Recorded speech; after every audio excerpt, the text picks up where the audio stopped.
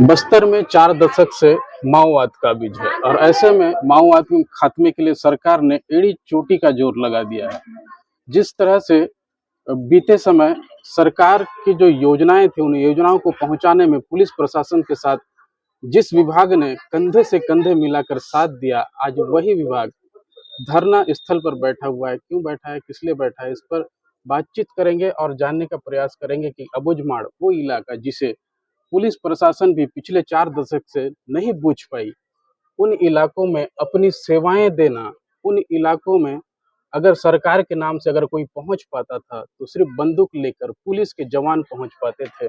ऐसे में स्वास्थ्य कर्मी उन इलाकों तक कैसे पहुंचे, कैसे वहां के लोगों की स्वास्थ्य का उपचार किया, कैसे उनको सेवाएं दी, किस प्रकार से उन्होंने जंगली जानवर हो या नदी नाले हो या ऐसी कई विषम परिस्थिति हो जिन्हें उन्होंने पार करके उन तक वो स्वास्थ्य सुविधा पहुंचाई और आज सरकार की योजनाओं में भी वो कंधे से कंधे मिलाकर उस इलाके तक पहुंच रहे हैं। तमाम सारी बातें हैं, बीते 4 दिनों से जो ये अपनी मांगों को लेकर बैठे हुए हैं। क्या कुछ इनकी मांगे हैं, लगातार सोशल मीडिया में जिस प्रकार से इनकी मांगे चलती आ रही है, जिस प्रकार से सरकार ने चुनावी वादे के दौरान कई सारे वादे किए, साथ ही उन्होंने देश के गृह मंत्री अमित शाह जिस प्रकार से उनका चुनावी दौरा होता था, वो बार बार कहते थे कि जब भी हमारी सरकार बनेगी तो बस्तर, दंडकारण्य और छत्तीसगढ़ के साथ ही पूरे देश से माओवाद समाप्त किया जाएगा। लेकिन उसके साथ ही कई सारे चुनावी वादे होते हैं जिनमें वो सरकार और सरकारी कर्मचारी को कई प्रकार के वादे वो करते हैं। इन्हीं वादों में एक वादा सरकार ने स्वास्थ्य कर्मियों को किया था और उसी को लेकर जो है आज ये अपनी मांगों को लेकर बैठे हुए हैं। तमाम सारी बातें होंगी, क्या कुछ बातें ये कहेंगे वो हम जानने का प्रयास करेंगे। नमस्कार, मैं रोशन ठाकुर हूं और आप जोहर बस्तर देख रहे हैं। अगर आपने अभी तक हमारे चैनल को सब्सक्राइब नहीं किया है तो कर लीजिएगा। हम कोशिश करते हैं कि अबुझमाड़, बस्तर और बस्तर के उन इलाकों तक पहुंचकर जमीनी हकीकत दिखाने का प्रयास करती है और कई सारे ऐसे योजनाएं होती हैं जो उन इलाकों तक नहीं पहुंच पाती हैं। ऐसे हम आगे भी और प्रयास करते रहेंगे। तो हम बात करेंगे उन स्वास्थ्य कर्मियों से जो आज यहाँ पे बैठे हुए हैं। कहाँ से आए दीदी आप?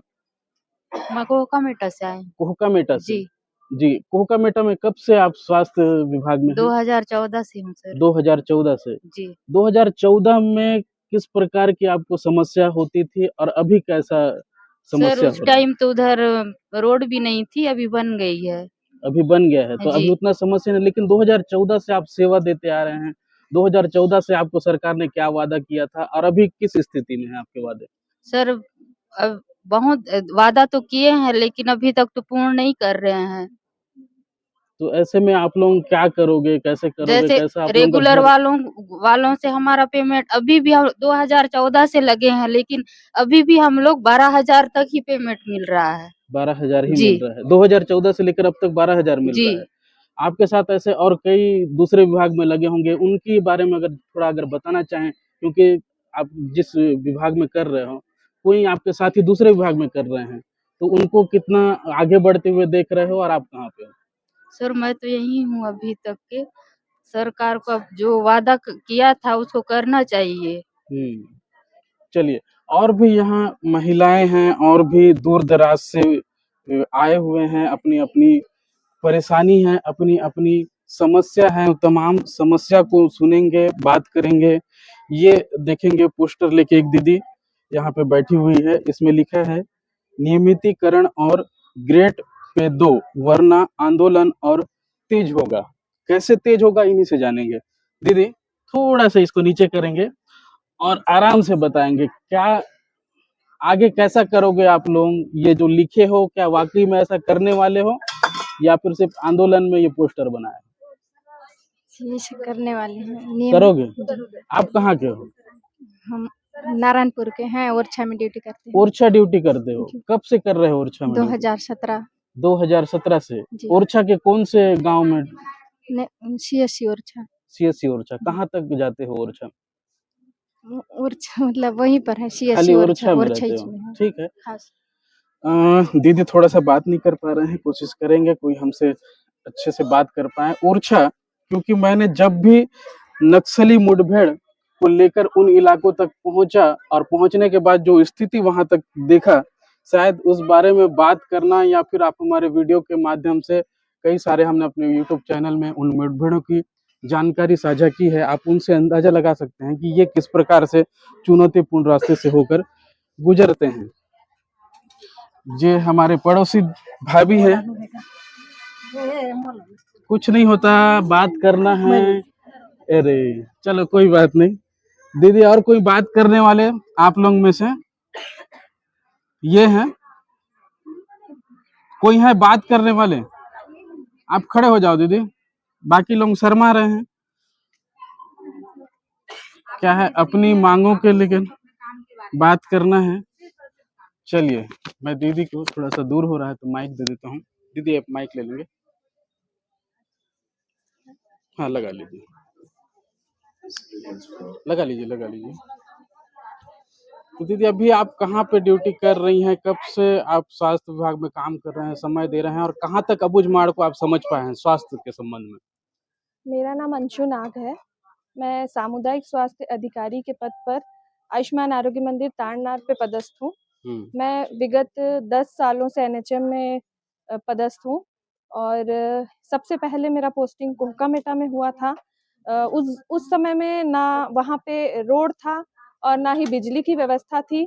हमको कई 14 किलोमीटर हमको पैदल भी जाना पड़ता था कई बार बरसात के समय में, और डिलीवरी जो संस्थागत प्रसव है उसमें भी बहुत सारी दिक्कतें आती थी, और नदी और पहाड़ पार करके हमको जाना पड़ता है, और स्वास्थ्य सेवा हम देने के लिए वहां तक के पहुंचाने की हम कोशिश करते हैं। ठीक है, तो और भी हमारे कुछ युवा साथी भाई होंगे जो मैंने अबूझमाड़, जिस रास्ते में मुझे बाइक चलाना काफ़ी ज़्यादा दिक्कत होता था, उन रास्तों में वो स्वास्थ्यकर्मी पैदल सफ़र करते थे। नदी नाले जब उफान में होते थे तब भी अपने जान को जोखिम में डालकर उस इलाके तक पहुंचते थे। कई ऐसे वीडियो हमारे पास आज भी मौजूद हैं जो साक्ष्य के तौर पे हम स्क्रीन में आपको दिखाएंगे। और यहाँ पे ओरछा ड्यूटी करने वाले कौन मन है भाई? जो रेका वाया तक गए होंगे, जो कलहजा तक गए होंगे, जो पीड़िया कोट तक गए होंगे, ऐसा कोई इधर है जिनसे अपन माड़ क्षेत्र में गए होंगे उनसे बातचीत कर सकें? गारपा तक वाले हैं? कौन है गारपा वाले? खड़े हो जाओ भाई। क्या नाम है?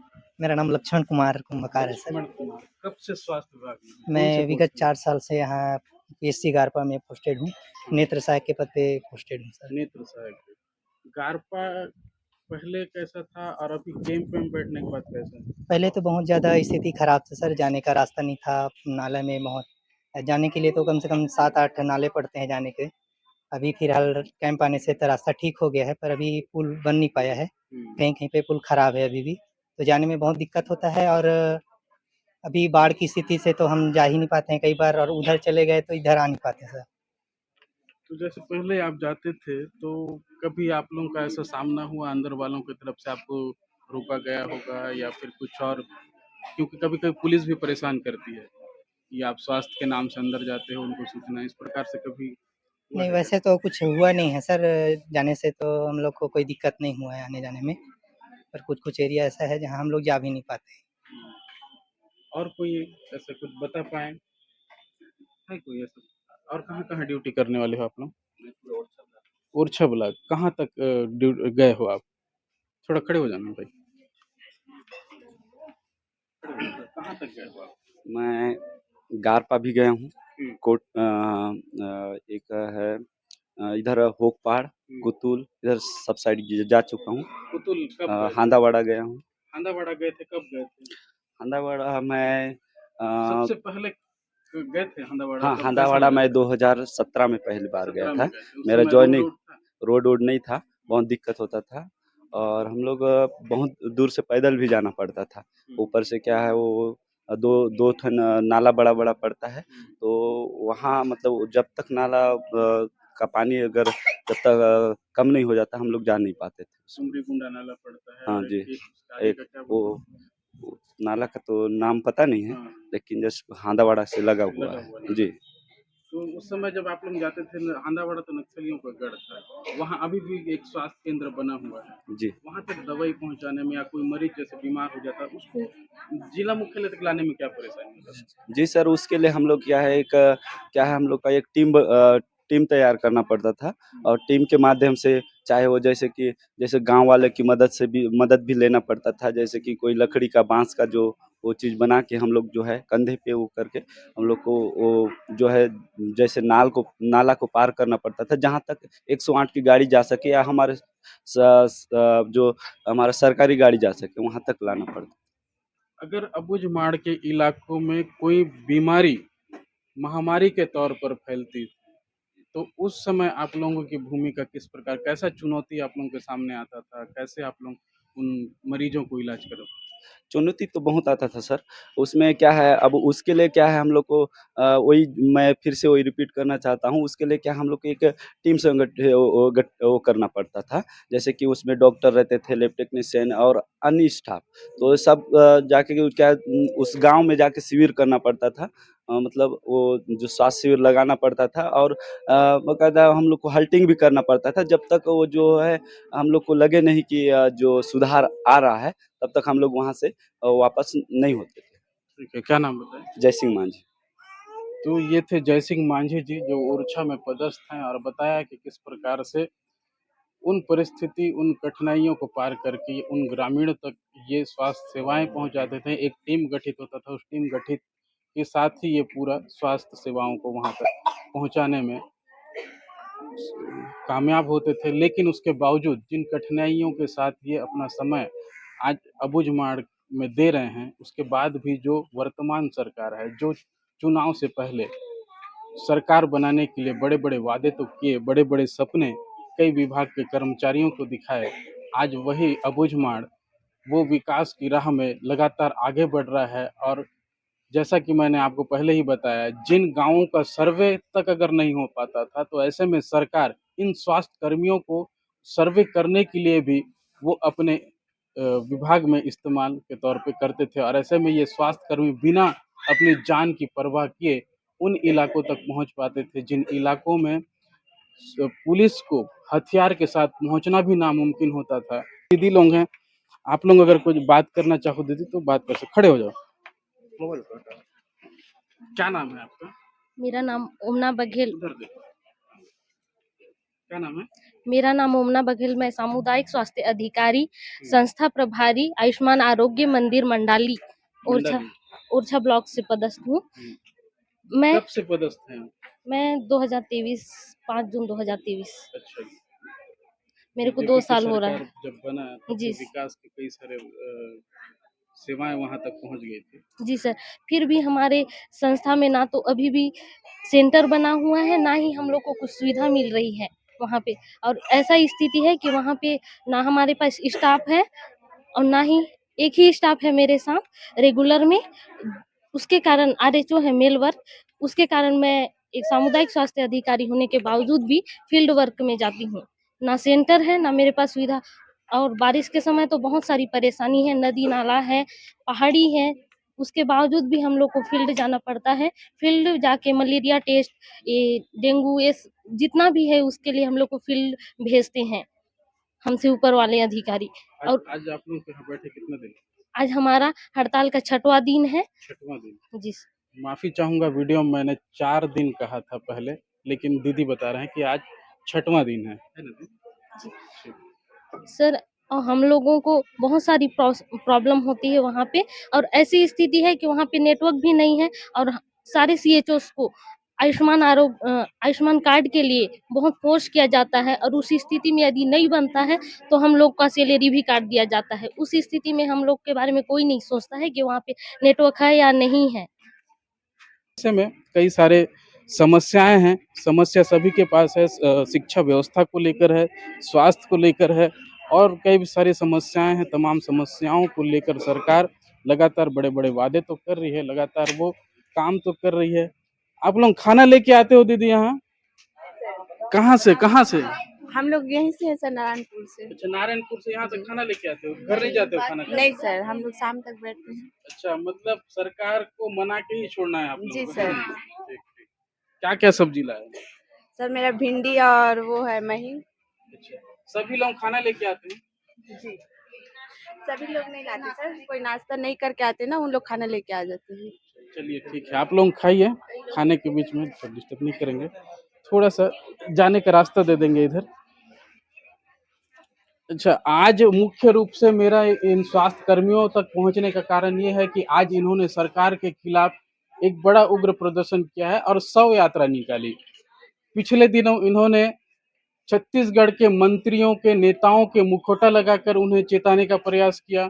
उसके बाद अब ये आगे और किस प्रकार की सरकार को जगाने का प्रयास करेंगे, उस पर भी बातचीत करेंगे। स्वास्थ्य कर्मी के यहाँ के अगर कोई प्रमुख होंगे जो यहाँ पे नेतृत्व कर रहे होंगे, उनसे बातचीत करेंगे।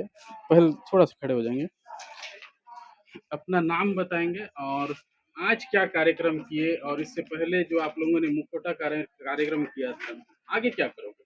मैं बताना चाहूँगी कि मेरा नाम संगीता ब्रह्मोटिया है और मैं छत्तीसगढ़ प्रदेश एनएचएम कर्मचारी संघ की महिला विंग की प्रदेश अध्यक्ष हूँ। हम लोगों ने 18 अगस्त से अनिश्चितकालीन हड़ताल का आगाज़ किया है और पूरे प्रदेश में यह अनिश्चितकालीन आंदोलन जारी है, क्योंकि हमारी 10 सूत्रीय मांगों को लेके मोदी की गारंटी में हमें स्थान दिया गया था, लेकिन आज तक हमारी जो मांग है अधूरी है और हम शासन को उनके कुंभकर्णीय नींद से जगाने का हम हर तरीके का प्रयास कर रहे हैं। जैसे हम लोगों ने, आपने बताया कि हम कुछ दिन पहले मंत्रियों का मुखौटा पहनकर प्रदर्शन किए थे, उनकी सद्बुद्धि महायज्ञ किए थे कि ताकि शासन को एक सद्बुद्धि आ जाए कि हम जो एनएचएम के संविदा कर्मचारी हैं, जो दिन रात अपनी बीहड़ क्षेत्र में भी सेवाएं देते हैं, हर जगह जहां पे असामाजिक तत्वों का हमेशा एक भय बना रहता है, वैसी स्थिति में और वैसी विषम परिस्थिति में हम अपनी सेवाएं देते हैं, उसके बावजूद भी शासन हमारी मांगों को बिल्कुल नजरअंदाज कर रही है। इस चीज का हमें बहुत दुख है, क्योंकि हम वही कोरोना योद्धा हैं जिनको आपने नाम दिया है। कोरोना योद्धा का नाम दे के हमको छलावा किया है, हमें ठगा है, कहीं ना कहीं हमें एक नाम देकर आपने अपना पल्ला झाड़ लिया है और हम चाहते हैं कि हम सिर्फ नाम तक सीमित ना रहें। हमको जब आपने कोरोना योद्धा का नाम दिया है तो वो सम्मानजनक वेतन और वो सम्मान कार्य समान वेतन देने में आपको क्या दिक्कत हो रही है? क्या समस्या आ रही है कि आप हमें ग्रेड पे नहीं दे पा रहे हैं, ना हमारी सीआर पारदर्शिता हो पा रही है, ना ही अनुकंपा नियुक्ति है, ना बीमा है, ना पेंशन है। ये सारी समस्याओं का सामना हम सभी संविदा एनएचएम कर्मचारी झेल रहे हैं। 20 वर्षों का ये दंश हम झेल के अब बहुत हमारी जो सीमाएं हैं वो अब पार हो चुकी हैं। अब हमारे पास कोई रास्ता नहीं बचा है, हम विवश हो चुके हैं। हमें कोई शौक नहीं है कि हम अपने कार्यस्थल को छोड़कर ये धरना प्रदर्शन करें। ये हम कर्मचारियों को शोभा नहीं देता है, लेकिन फिर भी हम मजबूर हैं, क्योंकि शासन हमारी मांग को अनदेखा कर रही है, अनसुनी कर रही है। मतलब एक प्रकार से बहरी हो चुकी है, गूंगी हो चुकी है, अंधी हो चुकी है। इसलिए आप स्वास्थ्य विभाग में कब से जुड़े हो? स्वास्थ्य विभाग में अभी कौन से पद पे हो, और स्वास्थ्य विभाग को लेकर आपने किन किन इलाकों तक अपनी सेवाएं दी? जी, मैं बताना चाहूँगी कि मैं 2013 से एनएचएम कर्मचारी हूँ और आज तक मैं एनएचएम कर्मचारी ही हूँ, संविदाई हूँ। तो कहीं ना कहीं मैंने हर कैडर में काम किया है और आज मैं एक डिस्ट्रिक्ट में प्रोग्राम एसोसिएट के पद पे हूँ और मेरा काम टीबी शाखा को देखना है, जहाँ पे टीबी के जो मरीज होते हैं दूरस्थ क्षेत्रों में, ऐसे लोगों को चिन्हांकित करके सेंटर में ला के और उनको डिस्ट्रिक्ट हॉस्पिटल के द्वारा दवाइयाँ देना, ये बहुत ही ये ऐसी बीमारी है जिनको हम चिन्हांकित करके ला पाने में हमको बहुत तकलीफ होती है, क्योंकि ये टीबी शाखा तक उनका जांच होना, वो व्यक्ति को कन्विंस करना कि आप अपने बीमारी के लिए सजग रहें और अगर आप पॉजिटिव पाए जाते हैं, अगर टीबी के मरीज हैं, तो उनको 6 महीने तक जो दवाइयाँ चलती हैं, वो दवाइयों के लिए कहीं ना कहीं उनको भटकना पड़ रहा होगा। कुछ मरीजों की दवाइयाँ खत्म हो गई होगी और हम इस धरना स्थल में 6 दिन से लगातार बने हुए हैं, तो ये सारी समस्याओं का सामना करना पड़ रहा होगा। जैसे फील्ड लेवल में, फील्ड स्तर में हमारी साथी जो नदी नाला पार करके, पहाड़ को पार करके, वैक्सीन बॉक्स पकड़ के घर घर जाके मलेरिया सर्वे करना, डोर टू डोर सेवाएं देना, ये सारी व्यवस्थाएं सरकार के द्वारा चलाई जा रही हैं और उन व्यवस्थाओं का संचालन जब एनएचएम कर्मचारी योजनाओं के तहत कर रहे हैं तो शासन को भी अपनी ये होना चाहिए कि हमारी मांग को पूरा करने में पीछे नहीं हटना चाहिए। उन्होंने हमारे मंच पे आके सारे जितने भी भाजपा शासन की जितनी सरकारें जो सरकार की गद्दी पे बैठे हुए हैं, चाहे श्याम बिहारी मंत्री जी हों, चाहे ओपी चौधरी जी हों, ये सारे नेता हमारे मंच पे आके कहा था कि जब हमारी सत्ता आएगी तो 100 दिन की कमेटी बैठाकर हम संविदा कर्मचारियों के लिए बिल्कुल नियमितीकरण की ओर आप लोगों का फाइल जारी किया जाएगा। लेकिन आज तक हम वंचित हैं उस चीज से और 27% की घोषणा जो पिछली शासन सरकार ने की थी हमारे लिए, जो आज तक हमारे एनएचएम संविदा कर्मचारियों को अप्राप्त है। सरकार बने लगभग मुझे जहां तक ये है 2 साल होने जा रहा है, तो ऐसे में जब उन्होंने 100 दिन का वादा किया था तो आपने बीच में ही क्यों नहीं चेताया? हम लोगों ने जब से हमारी सरकार बनी है तब से हम शासन को अभी तक 160 से अधिक बार हम लोगों ने ज्ञापन, आवेदन, निवेदन, अनुनय, विनय जो हमसे बन सका हम सब चीज किया। हम लोग वार्तालाप करने की कोशिश की, हम लोगों ने टेबल टॉक करने की भी कोशिश की, जब बुलाया गया तब भी बात की, लेकिन हमको यही बोला जाता है कि अभी समिति का निर्णय आएगा, बैठकें होंगी, समिति का निर्णय आएगा, उसके बाद आपको बताया जाएगा। तो ये निर्णय सिर्फ अपने तक सीमित रखते हैं। थे हमारे साथ संगीता बमनोटिया, जिन्होंने अबुझमाड़ की आवाज को बस्तर ही नहीं रायपुर तक पहुंचाने के लिए इतनी दबंग के साथ अपनी बात को सरकार के बीच में रखे हैं। शायद ऐसे लोगों की जरूरत आंदोलन में अक्सर पड़ती रहती है और आज शायद यही कारण है कि इन्हें पूरे आंदोलन का नेतृत्व करने का भार दिया गया है। और भी हमारे साथ कुछ साथी होंगे या फिर स्वास्थ्य विभाग के कोई कर्मचारी होंगे जो बात करना चाहते होंगे। सर, अभी आप कहाँ पे पदस्थ हैं और कैसा देख रहे हैं स्वास्थ्य व्यवस्था को लेकर? मैं स्वास्थ्य विभाग में डिस्ट्रिक्ट कंसल्टेंट के पोस्ट पर पदस्थ हूँ। मैं शासन के उदासीन रवैये और वादा खिलाफी के खिलाफ खड़ा हूँ, क्योंकि एनएचएम कर्मचारी जो है 18 अगस्त 2025 से अनिश्चितकालीन हड़ताल में जाने के लिए विवश हुए और व्यवस्था का कारण जो है आप सब जानते हैं कि हमने 10 सूत्री मांग जो है शासन के माध्यम से रखे हैं, लेकिन हमारे 10 सूत्री मांगों में से अभी तक जो है एक भी मांग को पूरा नहीं किया है। लेकिन वो टीवी में आके मंत्री जी ये कह देते हैं कि हमने 5 मांग को इनकी स्वीकार कर लिए हैं, लेकिन लिखित में वो नहीं देते। केवल मौखिक रूप से कहने से आपकी बातों को सर कोई भी नहीं मानेगा, लेकिन अगर लिखित में आप जो है 10 मांगों से ऊपर कर 5 को मान्य कर रहे हो या नीचे से 5 को मान्य कर रहे हो, ये अस्पष्ट जो दिख रही है वो शासन का जो है दोहरी नीति का एक और उदाहरण दिखता है। रक्षाबंधन से पहले श्याम बिहारी जी का यहाँ पे दौरा हुआ था जी, उस दौरान उन्होंने अपने सब बातों को रखा। सर हम लोग ने ये बताना चाहेंगे कि हमारी जो बहनें हैं एनएचएम के जितनी भी साथियां हैं उन्हें हम जो है ससम्मान राखी बांधकर उन्हें अपने भैया की तरह जो है मान सम्मान दिए और अपनी मांगों को उनसे अवगत कराए हैं।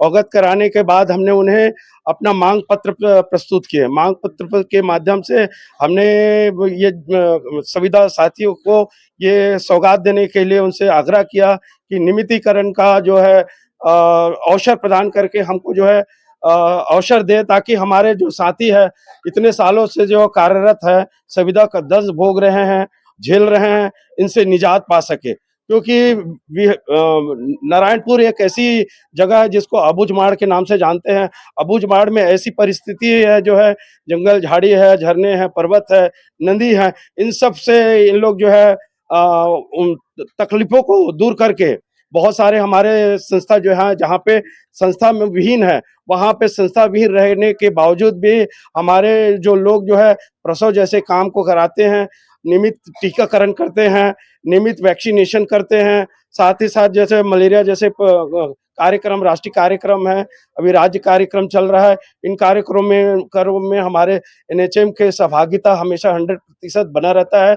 साथ ही साथ जो है टीबी के मैडम ने बताया, जैसे टीबी का भी इलाज जो है ये बहुत जरूरी होता है कि एक व्यक्ति अगर टीबी से प्रभावित होता है तो उसके आसपास 30 लोग जो है प्रभावित होने का 100% चांस बढ़ जाता है। अगर उसको समय पर इलाज और दवाई की खुराक नहीं दिया जाता है तो वो स्थिति गंभीर हो सकती है। तो ऐसी स्थिति में हमारे साथी जो है एनएचएम के जो है घर घर जाकर उनके स्पुटम कलेक्शन कराकर उनको जो है टीबी के वो ट्रीटमेंट दिलाने का पूरा प्रयास कर रहे हैं। साथ ही साथ हमारे बहुत सारे साथी हैं जो क्या बोलते हैं आरएचओ हैं, हमारे जो है क्या बोलते हैं बहुत सारे ऐसे साथी हैं जो है डाटा एंट्री ऑपरेटर है, जो पाड़ा है, जो बहुत सालों से काम कर रहे हैं लगातार। जैसे उन्होंने कहा कि 12,000 से, अगर 12,000 में 12 साल का एक रुपये का अगर बढ़ता तो 1212 रुपया मिलता, लेकिन आज भी वही स्थिति है। 2012 के स्थिति में जो ज्वाइनिंग लिया था पेमेंट आज के दिनांक तक भी वही मिल रहा है। तो ये सबसे बड़ी ये शासन की विफलता है, क्योंकि एक को आप जो है पूरी रोटी खिला रहे हैं, एक को आप आधी रोटी खिलाकर संतुष्ट करने की प्रयास कर रहे हैं, जो शासन के लिए और हमारे लिए पूरी तरीके से अन्याय है शासन के माध्यम से। तो हम शासन को एक चेतावनी है हमारी, अगर हमारी बातों को स्वीकार करके वो नियमितीकरण का अवसर नहीं देंगे तो निश्चित है हम जो है बड़े पैमाने पर इससे ज्यादा उग्र आंदोलन करने के लिए विवश होंगे। तो इसकी जिम्मेदारी शासन की रहेगी। धन्यवाद।